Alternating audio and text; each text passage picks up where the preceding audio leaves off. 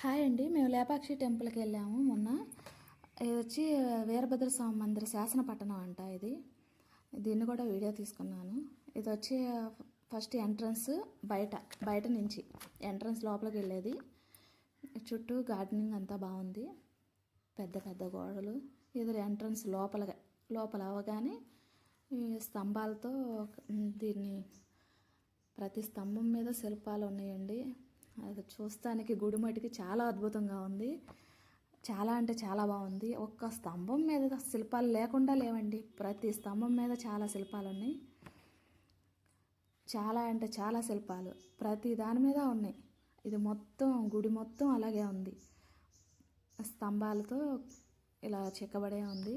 ఇది వచ్చి మేము ఎడం వైపు వెళ్ళినట్టున్నాం. ఆ ప్రాంతం ఇదంతా ప్రతిదీ ఇలాగే ఉంది. కట్టడాలు మటుకి స్తంభాలతో. తను వచ్చి మా చెల్లి, వాళ్ళ ఇంటికే వెళ్ళాం. తను ప్రెగ్నెన్సీ, శ్రీమంతం చేద్దామని అయితే వాళ్ళేమో లేపాక్షికి కూడా తీసుకొచ్చారు. వీడు మా తమ్ముడు, మా అత్త, మా పిన్ని, మా బంధువర్గం, వాడు నా కొడుకు.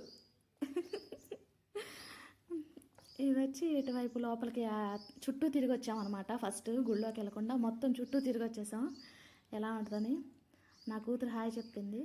చూసారా, ఇవి పైన శివయ్యని పూజిస్తున్న శిల్పాలు కూడా చెక్కారండి. అవి బాగా నచ్చినాయి, చాలా బాగున్నాయి. ప్రతిదీ చూడొచ్చు, ప్రతిదీ చూడాలి. 2 కళ్ళు సరిపోవండి చూస్తానికి, ఒక రోజు సరిపోదు. నా కూతురు, పెద్ద కూతురు, మా చెల్లి వాళ్ళ అమ్మాయి.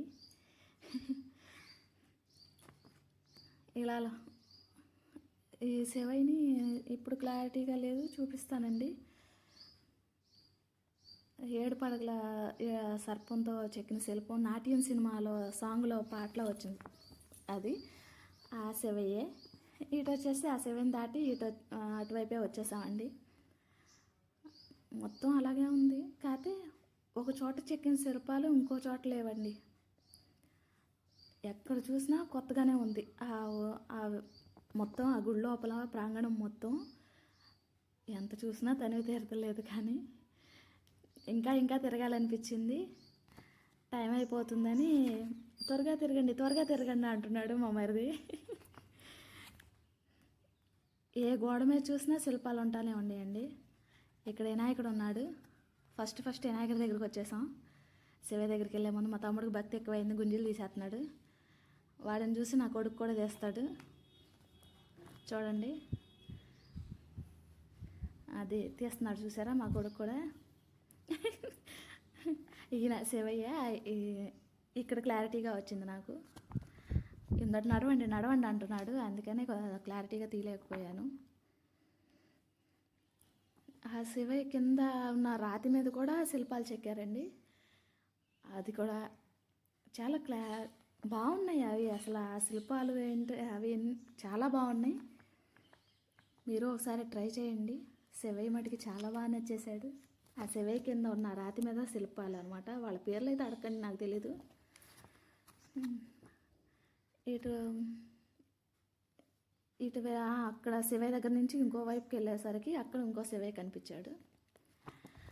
ఎక్కడున్నా ఆయనే కదా. ఆ శివయ్యని చూసుకోవటానికి కూడా వెళ్ళిపోయాం.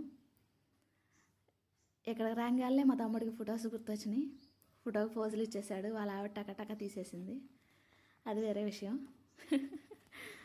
శివయ్య.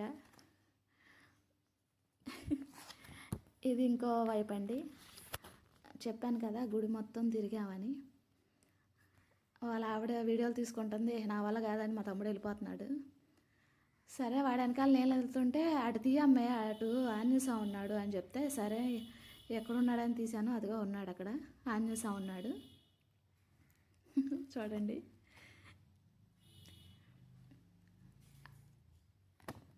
ఆయన చుట్టూ ఉన్న వాతావరణం. ఇది గుడి లోపలండి. గుడి లోపల శ్రీకాళహస్తిలో ఉన్న శివలింగం అలా ఉంటుందంట. ఆ స్తంభం చుట్టూ ఆ శివలింగమే ఉంది 4 వైపులా. బాగుంది. ఇది ఎంట్రన్స్ లోపలికి ఇంకా వీడియో ఎలా చేయను అన్నారు. విలువ ఇవ్వాలి కాబట్టి మనం వాళ్ళ మాట విలువ ఇవ్వాలి కదండి. ఫోన్ జేబులో పెట్టేసాము. ఇక్కడ వేలాడే స్తంభం కదా, అందరూ చున్నీలు పెట్టి ఓ లాగేస్తున్నారు. ఎందుకు వచ్చింది లేదు, నేను కెమెరానే పెట్టేశాను గ్యాప్ ఉందా లేదా అని. గ్యాప్ బాగా కనపడుతుంది చూడండి కావాలంటే.